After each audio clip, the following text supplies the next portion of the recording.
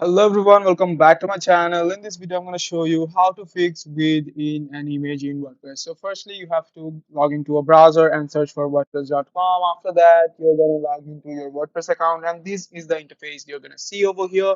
On the right hand side, you can see an option called Quick Links, and below it is the edit site option. Click on the edit site option, and it will take you directly to the editor's page of WordPress.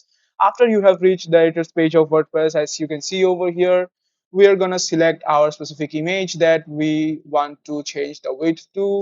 Select the image, and over here you can see the styles option. Click on the styles option, and here we are going to go to the layout option, and over here we can see that the width option over here, you can adjust the width option according to your needs.